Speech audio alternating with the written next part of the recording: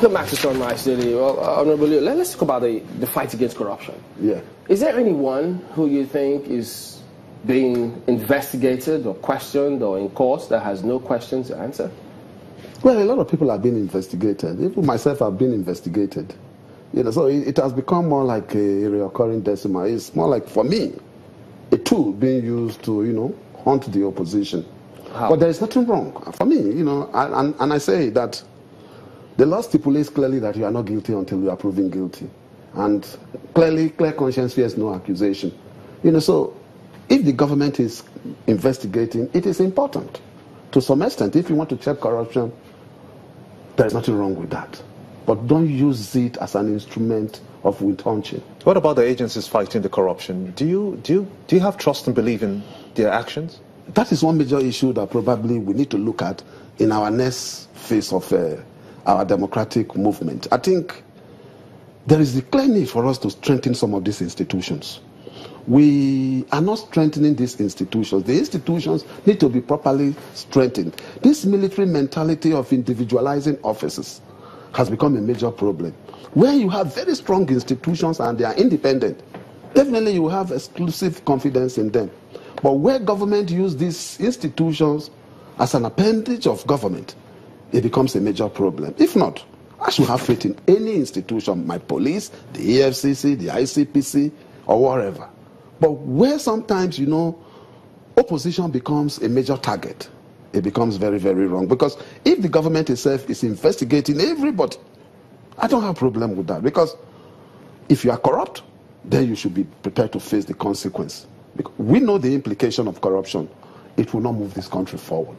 So we must check corruption at all costs, but not to use it as an instrument of witch-hunting. But are you shocked when you see, I mean, with this whistleblowing policy, which is not yet law, we understand it's going to be law very soon, but are you shocked at the amount of money, amount of cash we're seeing being recovered through even the whistleblowing policy? Yeah. It shows very clearly that, you know, there are a lot of, you know, corrupt individuals. And I was very, very shocked with what I saw in respect of the NNPC funds, you know, the MD or something of that nature. But I know the matter is still before a court.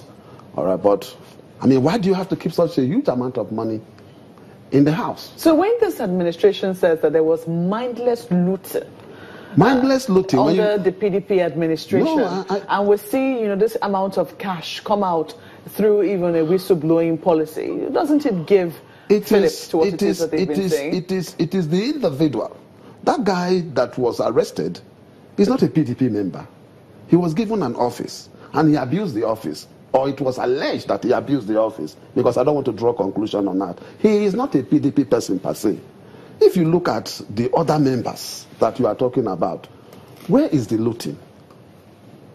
Let's call a spade a spade. I mean, the PDP will ask those questions until we see again. Yeah, but more cash. Who is in court at this particular? Name one major PDP person that is being tried today that has been sentenced to prison in respect of this so-called corruption fight. Now, isn't that because of the nature of our judiciary system? I disagree with you.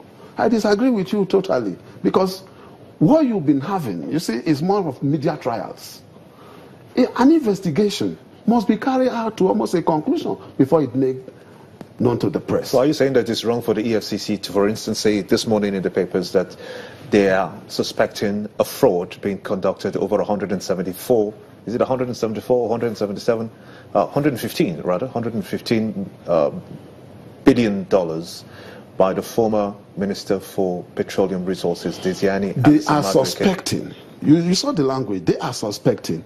Your law stipulates that you are not guilty until you are proven guilty. So it is left for them to carry out further investigation and make sure that they tie up every other thing. Because as soon as you make this thing known to the person, it will be rare for the person to try and probably block all the necessary loopholes. Let's avoid these unnecessary media trials, or rather political trials, and go ahead and do a proper investigation. If Desiani is corrupt and she is found wanting, I will not support her. I will stand and castigate her.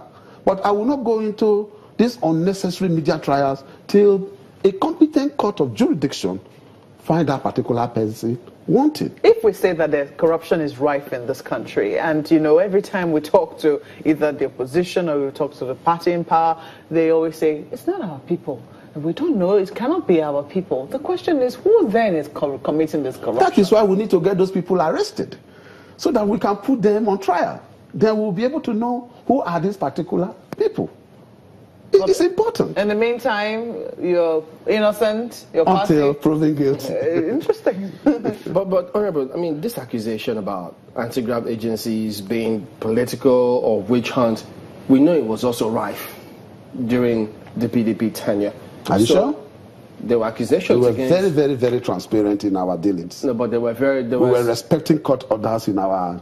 Are you saying that people did not accuse the EFCC at that time of witch hunt, right from the first time out, from Ribaldo's time up until the last one? There were no such accusations? They were everywhere. I don't think so. It wasn't that rampant like the way it is now. I think we need to be fair to each other. Look, okay, will you point out to us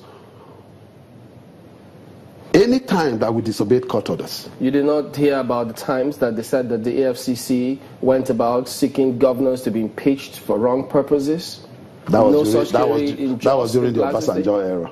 It was during the PDP. Yeah. I agree to that extent, but there was some level of also corruption, and then also the democratic system was just taking off. So you realize also that the military mentality stepped in from the presidential position, where